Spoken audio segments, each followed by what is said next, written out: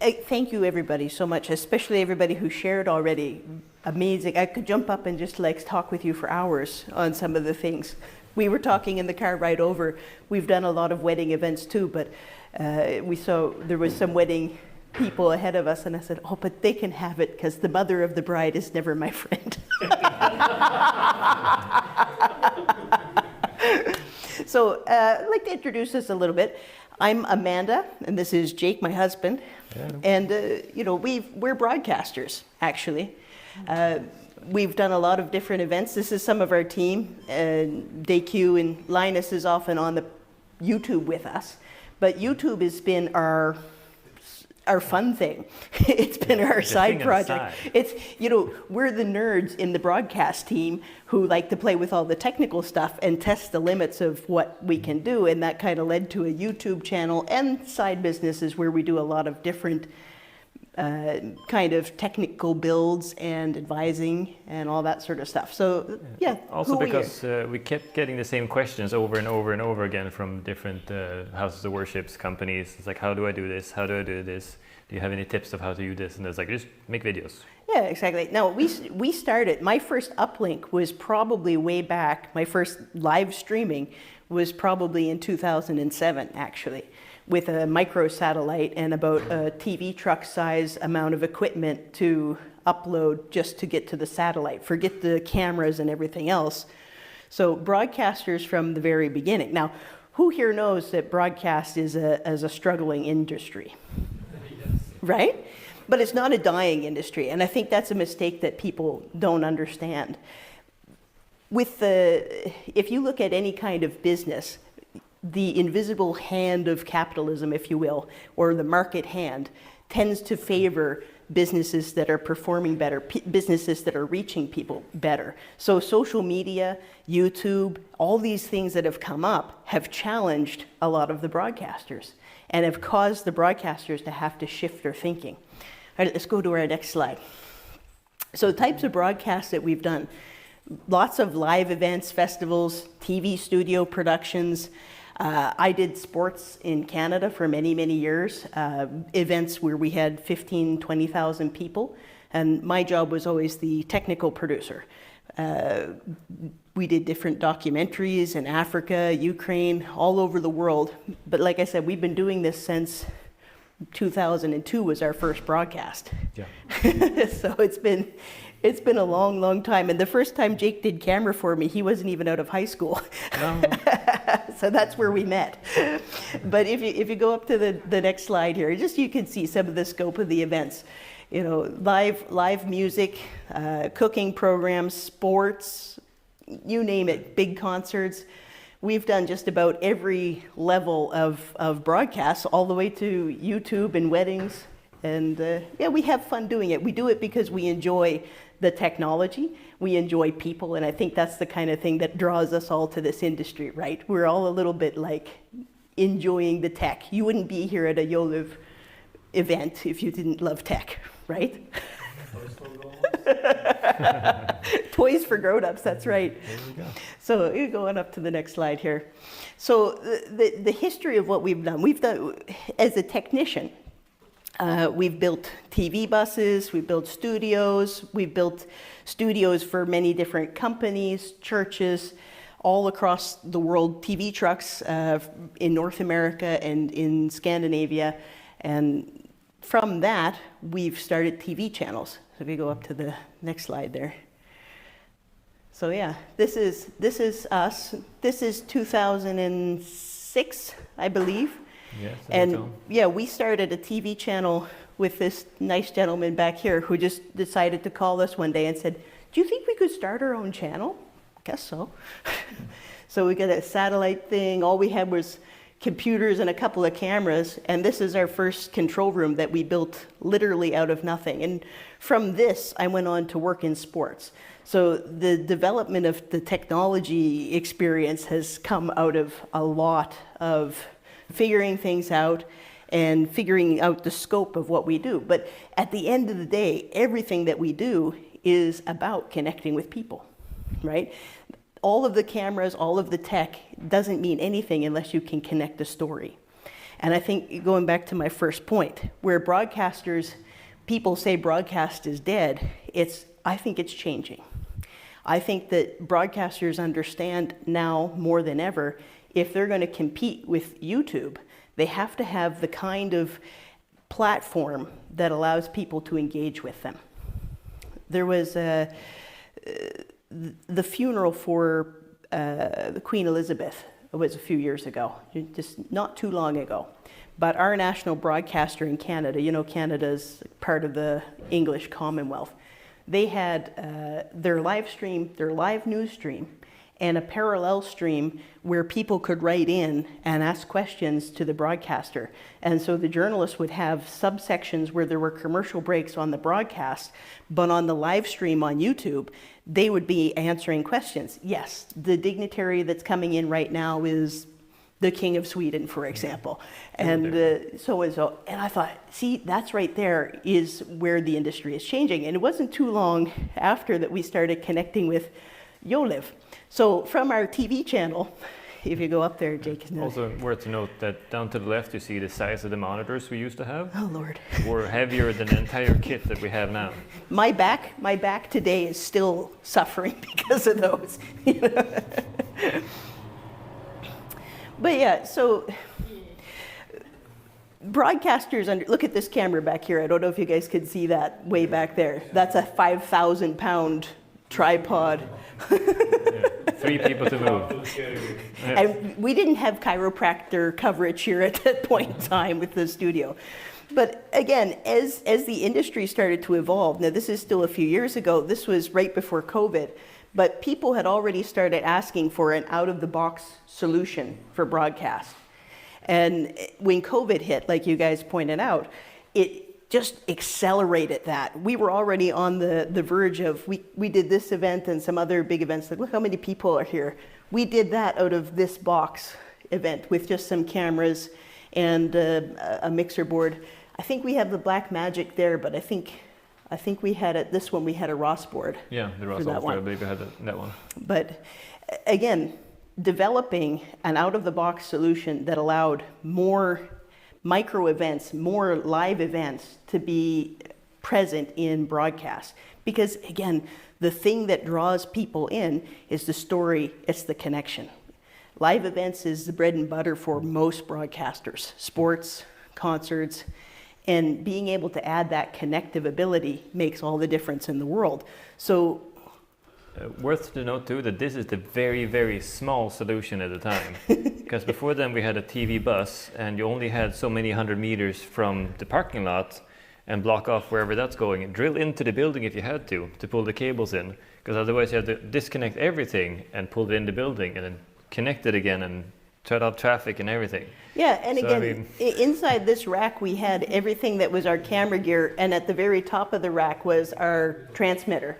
So we could go online and go with it wasn't RTMP at the time, was it? It was it was an Internor system that went yeah, from exactly. SDI But we had a dedicated line that would go to the transmitter company. But all this equipment also cost, $200,000 just for the box, right?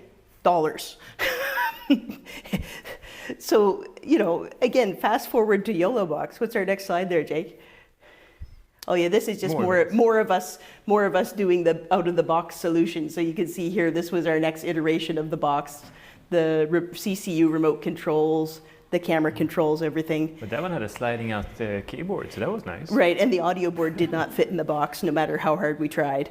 But and computers attached. But when YoloBox came around, it really opened up the ability for us to do live broadcast in a completely different way. So this is a live hit that we're taking all the way from an event where there's no internet for us, just using, I think, our phone's tethering to get the... Yeah, I think so. Or this one might No, this one had an SD card in it. Yeah. But either way, and going live to our playout system, our broadcast system, picking it up with an RTMP stream straight into the system. Yeah, so this actually went to satellite. We just bounced it into our playout system through the RTMP. And instead of having to have that box, and as a sportscaster, I used to do hits on the field where we would do like a live interview with a coach or something on the sidelines. Yeah. And you'd still have to have a full-size broadcast camera, the antennas set up with a microsatellite to go up to hit the newscaster with the live interview, right? And a tent to protect everything in case there was a drizzle of rain. But being able to do it with an SD card, or a SIM card rather, just like game changer. Really, and also you don't have to pull 32 amp power from the government to get all the approvals to be on a square. No, exactly. It's like it has a battery in it, so you just pop up and then you run away. Didn't have to ask for permission for any of the big things to be there. We didn't have to park a truck there. So for us, it was a game changer. And it allows us to connect, again, with local events and local people and allow them to have an input. Now this is where Jake's solution here comes in so handy. So this is our broadcasting on the side, live broadcast. This is a 5-hour production that we would do 5 times a month with our channel that we were working with here.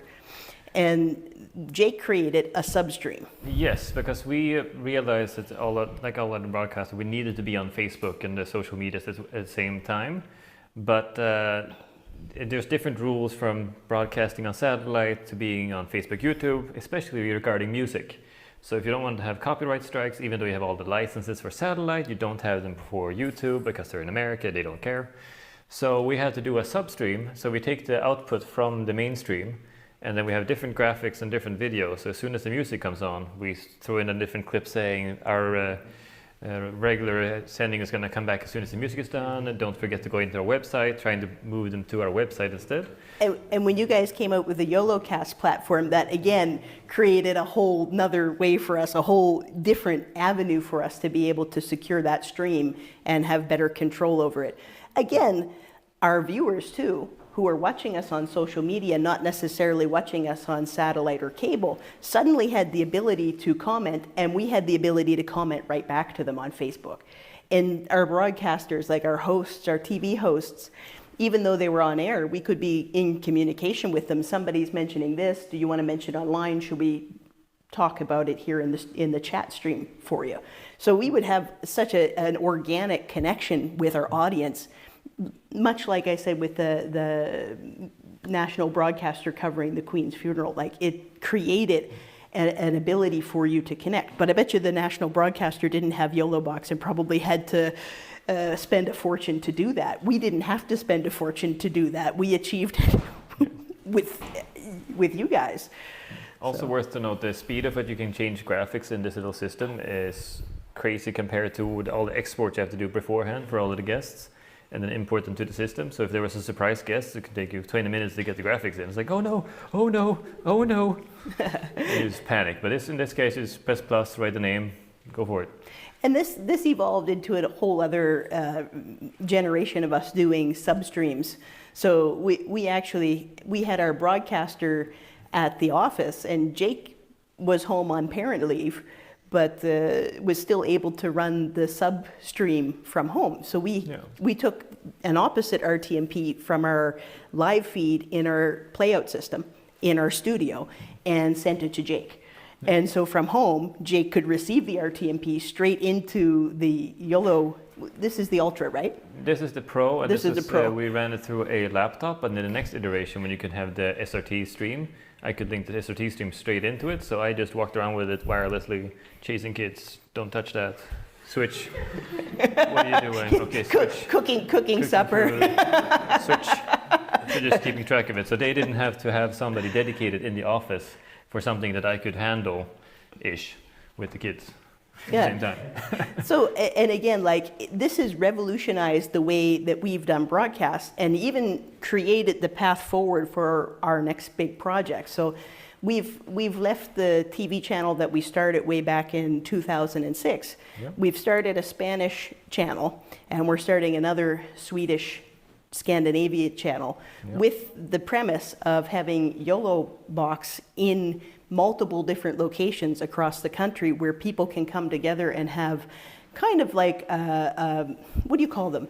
Like a live podcast, like a big collaboration, because they can link into each other, so you can have a main YoloBox. Joe Rogan, but on broadcast. But better. right? Like not limit it just to YouTube. Of course, we'll still use YouTube, but we'll also have it on our own streaming platform. Which again, you can, because you can multi-stream, which is great. Yeah, without exactly. buying 15 extra boxes. Something else for us, we've worked with some organizations in Canada, and for them to have their conferences, they've started buying YoloBoxes in their different regions so that they could record their conference instead of just having like a chat on Zoom or Teams. They're actually recording so that they can distribute to a wider group what they're talking about in their leadership meetings through the YoloBoxes. So it's been a phenomenal tool for us to reach people, to propagate the stories that need to be told. And This works. does the video work? I don't know, maybe. Well, this is just a live video of how Same what thing, we were but talking moving. about, but just without pictures. It's just live in the background. There's no audio No, if it plays. we'll see. Either way. Anyway, yeah, so for us, the entire YoloLiv company has been a blessing, like a real blessing. There's been times that Jake, when he first brought YoloBox into us, I said, that's awesome. Can we use it to do this and this? And we tested it. And I remember he had many conversations back with Frank and the team and was like, can you add this? And it just, again, it opened the door for us to be able to scale our broadcasting in ways that we never could or would have had to spend hundreds of thousands of dollars to achieve with multiple pieces of equipment. Yeah. And by the way, just so you know, if you haven't worked in broadcast, one company, like if your mixer board is Blackmagic and your cameras are Sony and your intercom is Clearcom, there is no manual for how those are supposed to connect together. They need to connect together, but there's no manual. It's so much better when it's all in one box.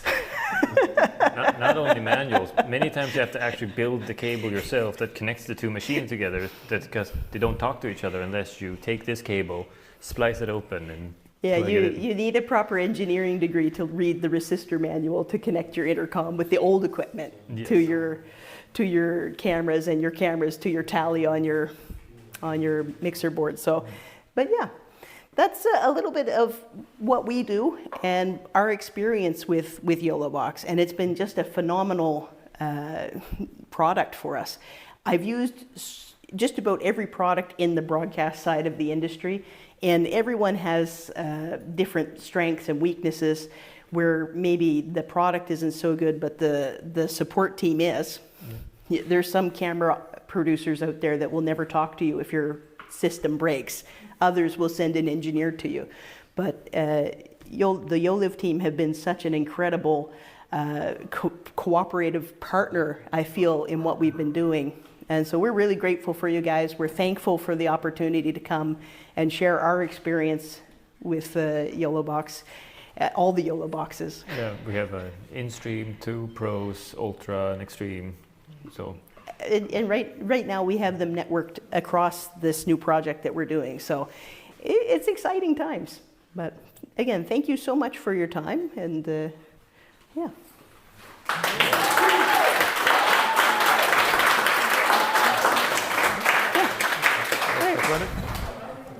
And you know what, feel free. Can I ask one actually? Yeah, of course. So first, thank you for the wonderful speech. And I think it is inspiring for me and maybe for some others. And my question is actually, some of our users or some of our people that haven't bought YoloBox, it's because they said they want the setup look big and complex so they can charge the client more somehow. Oh, yes. Yeah, well, what's your take on this? I had our boss who started the television channel. This is a little bit of a ramble. He was an executive in the original IKEA. So he worked with Ingvar Kamprad, the guy who started IKEA, in the lighting department. So he was one of the original bosses. So by the time we worked with him in his late 60s, starting a TV channel, he was like, everything has to look big. And I was like, but Buria, big is heavy, big is breaking my back. Can't we get like we had those big monitors, but they had started coming out with the smaller ones. I could have saved like a couple vertebrae. There are two ways to think about it. On the one hand, I think that people are getting more and more aware of and accepting of the fact that you can get top quality out of smaller products. Yeah, and again, please, I'm coming from, I started with the big XD cameras that were like 400 pounds on my shoulder, and that's what people wanted for professional. Now, if you show up with a little EOS R, like a Canon or a Sony A-series camera, people understand that you can get good quality out of that. So I do think that the perception has shifted. For the people who want to charge more because of the look, I would say it's more about the function. Like Apple just released the tiniest iPhone ever, and you guarantee you they're charging more for that than they did the last one. Right? So I would say to the clients, you don't want to carry around the old Motorola phone anymore. Why would you want us to carry around cameras that just look big when the smaller ones are so much more powerful, so much sharper, and have so many more tools in them to allow us to create a better product for you? And I often would refer back to other things that we've done. We've shown people different scenarios where we've had success. We document a lot of the stuff that we do just for that reason. And churches are a great example of that. We have installed in churches, especially over COVID, a lot of broadcast systems because they wanted to be able to reach their people. And the argument is, on the one hand, you have people who want it to look big, they want it to look broadcast, but you can talk to them. But if you want that, it's also going to cost you a huge amount of money, and you're not gaining any actual benefit to that. And when you start talking about those dollar figures, they tend to appreciate the smaller systems. The other side of the coin has also been that many of the ones we have built the systems in, they realize that they can't keep them safe because they're out in the open. The YoloBox you can put in a box, put it in a case, lock it, nobody can touch it. So you can keep your stuff safe. You can get into places you had to say no to if you had the big gear. Like some places you can't actually physically fit with the big box and all the cables, then the people can't actually fit to do their concert or whatever because you're taking all the space. In this case, you fit. One time we actually had to repair a jib live during a concert, and again my wonderful ex-IKEA boss came along, and if he had seen how I actually repaired it, he would have lost his mind. So we built the big black box over the repair that I made so that it could still work. What happened was the zoom and the focus ring on the end of the camera, we had a boom arm that was, 7 meters long with the control panel. Oh yeah, 7 meters. It was, so it's not like you can crawl up on the boom in a concert. I don't know if anybody ever heard the band Jerusalem. It was a big band in the 80s. It was their concert. So he would have had an absolute meltdown if he realized that the only way I was able to fix it in time was to go to the toy store and buy some Lego Technic and fix it with Lego Technic motors. So we controlled the zoom and the focus with a little... With a Lego control, but we had to put a box around it all so that it didn't look like Lego.